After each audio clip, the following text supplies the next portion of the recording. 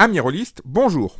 Si vous êtes sur cette vidéo, c'est que vous avez hâte de continuer à apprendre à jouer à l'une, si ce n'est la meilleure initiation au jeu de rôle. Alors sans plus tarder, bienvenue dans la 4e partie de Comment joue-t-on à Chronique oubliée. Les parties précédentes, après avoir présenté le jeu et sommairement son système, ont permis de présenter de manière relativement complète les caractéristiques du personnage et leur rôle, ou plus précisément le rôle de leur modificateur dans les tests de compétences et lors des combats. Nous allons pouvoir aborder maintenant le reste de la création de personnage en parlant de ses capacités et de son équipement.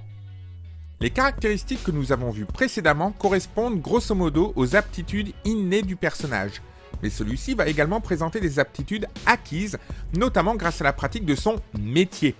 Ces aptitudes acquises s'appellent les capacités et dépendent donc de son profil. En pratique, chaque profil permet au personnage d'accéder à 5 voies spécifiques. Chacune de ces voies confère au personnage 5 capacités classées par rang, de la capacité de rang 1 à la capacité de rang 5.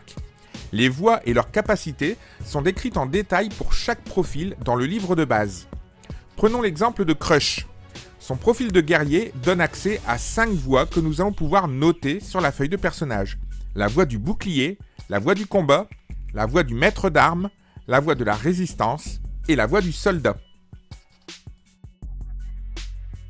Lors de sa création, puis à chaque passage de niveau, le personnage reçoit 2 points de capacité qui lui permettent d'obtenir une ou 2 capacités selon les règles suivantes. Les capacités de rang 1 et 2 coûtent 1 point chacune. Les capacités de rang 3, 4 et 5 coûtent 2 points chacune. Mais attention, un personnage ne peut obtenir une capacité de rang supérieur dans une voie que s'il possède déjà les capacités de rang inférieur de cette même voie. Et un personnage ne peut avoir des capacités d'un rang plus élevé que son niveau. En conclusion, à sa création, avec 2 points de capacité, nous pouvons choisir pour Crush 2 capacités de rang 1 dans les 5 voies du profil guerrier. Comme le personnage ne peut avoir une capacité de rang supérieure à son niveau, on ne peut donc pas choisir pour l'instant une capacité de rang 1 et la capacité de rang 2 qui suit. Nous allons choisir la capacité de rang 1 de la voie du combat, la vivacité, et nous allons choisir la capacité de rang 1 de la voie du maître d'armes, arme de prédilection. La vivacité permet au guerrier de gagner plus 3 en initiative. Nous pouvons donc modifier la valeur d'initiative de Crush. Nous avons vu précédemment que l'initiative de base d'un personnage est égale à la valeur de sa dextérité, donc 11 pour Crush. La capacité vivacité lui apporte 3 points supplémentaires et Crush a donc maintenant une initiative de 14. La deuxième capacité choisie, arme de prédilection, permet au guerrier de choisir une de ses armes et d'en faire son arme de prédilection. À partir de maintenant, il aura un bonus de plus 1 au test d'attaque quand il utilise cette arme. Nous pouvons écrire le résumé de cette capacité dans l'espace réservé ou, comme moi je le fais, donner aux joueurs des cartes résumant les capacités des voies. Précisons qu'à partir du niveau 8, un personnage peut commencer à acquérir des capacités d'une voie dite de prestige et notamment d'une voie spécifique à sa race. Toutes les capacités des voies de prestige coûtent 2 points de capacité, même celles des rangs 1 et 2. Les sorts que peuvent lancer les profils de lanceurs de sorts, comme les magiciens à Chronique oubliée, sont rien plus ni moins que des capacités et sont décrits dans le profil détaillé de chaque lanceur de sorts. Notez que les capacités qui sont des sorts sont désignées par un astérisque à côté de leur nom, comme par exemple ce sort d'agrandissement, capacité de rang 1 de la voie de la magie des arcanes du profil de magicien. En abordant la règle des points de mana, j'avais précisé que les sorts ont des niveaux. Eh bien, le niveau d'un sort correspond au rang de la capacité qu'il désigne. Contrairement à d'autres jeux basés sur les systèmes de Donjons et Dragons, Chronique oubliée n'a pas de vrai système de compétences. Par contre, on considère que les voies de profil lui accordent des compétences en rapport direct ou indirect avec leur nom. Par exemple, on peut considérer que la voie du maître d'armes, que commence à maîtriser Crush, lui confère des compétences dans l'expertise des armes. Imaginons que sur une scène de combat, Crush essaie de reconnaître les armes utilisées par les ennemis. Le MJ va alors demander un test d'expertise des armes pour voir si Crush reconnaît l'arme du crime. C'est un test basé sur l'intelligence, puisqu'il fait appel aux capacités de réflexion du personnage. On le note test d'int et entre parenthèses, expertise des armes. Le joueur de crush peut alors demander un bonus en justifiant la connaissance des armes de crush car il maîtrise une ou plusieurs capacités de la voix du maître d'armes. Si le MJ trouve la demande du joueur justifiée, ce dernier obtiendra alors un bonus pour son test. Bonus égal au rang de capacité le plus élevé atteint dans la voie en question. Si nous prenons crush dans notre exemple, il maîtrise la capacité de rang 1 de la voix du maître d'armes. Il obtient donc un bonus de plus 1 à son test d'intelligence pour identifier une arme.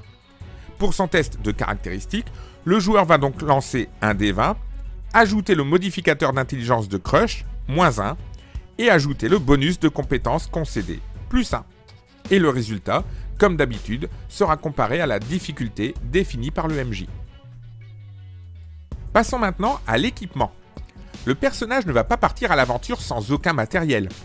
Dans la version la plus simple de Chronique oubliée, chaque personnage à sa création reçoit un sac d'aventurier contenant tout ce dont il a besoin pour partir à l'aventure et exercer les capacités en lien avec son profil.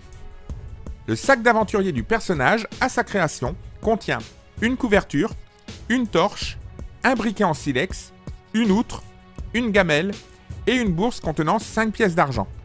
Au cours de leurs aventures, les PJ auront l'occasion d'être récompensés en argent qu'ils pourront dépenser de multiples manières. Retenez pour le moment les conversions suivantes. Une pièce d'or, notée PO, vaut 10 pièces d'argent, notée PA, et une pièce d'argent vaut elle-même 10 pièces de cuivre, notée PC. Nous pouvons noter tout cela dans l'emplacement pour l'équipement sur la feuille de personnage. Le reste de l'équipement est spécifique à chaque profil et indiqué dans la marge de la description des profils. En particulier, les personnages vont recevoir des armes et des armures. Mais avant de parler des armes et des armures que reçoivent les personnages, il faut comprendre que tous les profils de personnages ne sont pas forcément compétents pour utiliser tous les types d'armement. Si d'un profil de guerrier comme Crush, on attend de maîtriser tous les types d'armes, ce n'est pas le cas, par contre, des magiciens ou des druides par exemple. On trouvera donc en marge de la description des profils pour quelles armes et armures le profil est compétent. Sans surprise, on apprend qu'un profil de guerrier sait manier toutes les armes de contact et toutes les armes à distance, qu'il peut manier le bouclier et porter tous les types d'armures jusqu'à l'armure de demi-plaque. Ce n'est pas du tout le cas du profil de magicien, qui ne sait manier que la dague et le bâton, ne sait pas manier le bouclier et ne peut porter que des vêtements en tissu. Si d'aventure un magicien se retrouve avec une épée dans les mains, il ne sera pas très habile puisqu'il n'est pas compétent à utiliser cette arme. Utiliser une arme pour laquelle le personnage n'est pas compétent se traduit par un malus de -3 lors des tests d'attaque.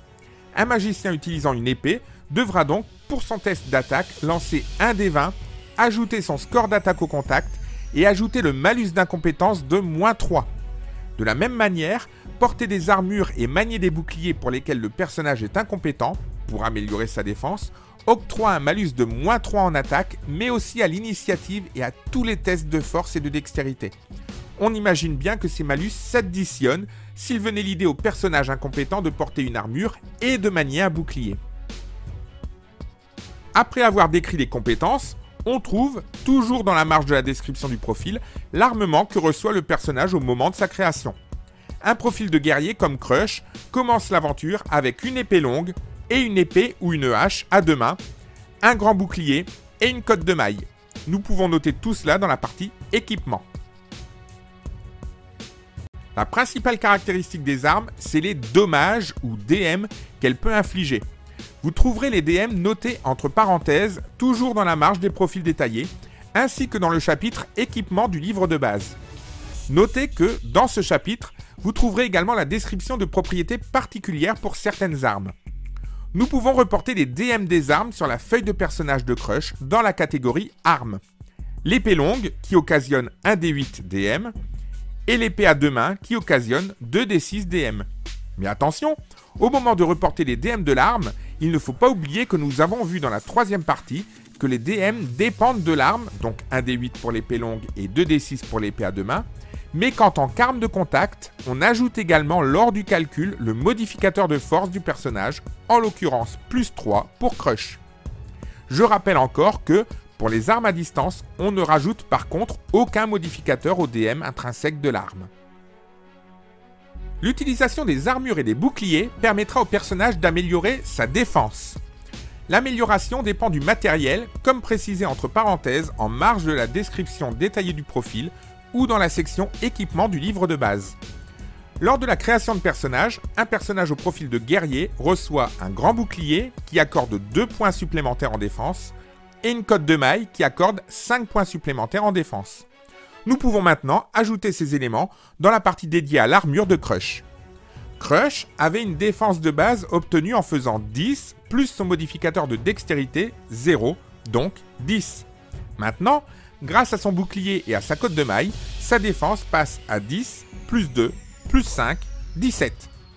Mais attention à bien se souvenir que s'il ne porte pas ces éléments, il faut revenir à la défense de base. Prenons 2 exemples. Crush se fait réveiller en sursaut pendant la nuit et se précipite dans un combat nocturne. Il faut bien imaginer qu'il ne dormait pas en cotte de maille. S'il ne prend pas le temps de la revêtir et de prendre son bouclier, il ne lui reste dès lors que son niveau de défense de base, 10. Autre cas de figure, Crush décide d'utiliser son épée à 2 mains pour un combat car elle occasionne des dégâts beaucoup plus importants. Cela signifie qu'il ne peut porter dans sa 2e main son bouclier. Il ne dispose donc pas de son bonus de défense et sa défense n'est plus que de 15. Attention à ne pas oublier lors de vos parties une particularité des armures, c'est qu'elles gênent les mouvements du personnage.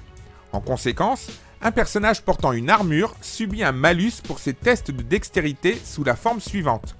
Lors d'un test de dextérité pour un personnage en armure, on ajoute le score de défense de l'armure à la difficulté du test. En plus des armes et des armures, certains profils confèrent d'autres équipements au personnage lors de sa création. Potion de soin pour un ensorceleur, instrument de musique pour un barde, outil de crochetage pour un voleur, etc. Tout ceci est précisé de nouveau dans la marge de la description des profils de personnages et doit être noté dans l'inventaire d'équipement de la feuille de personnage.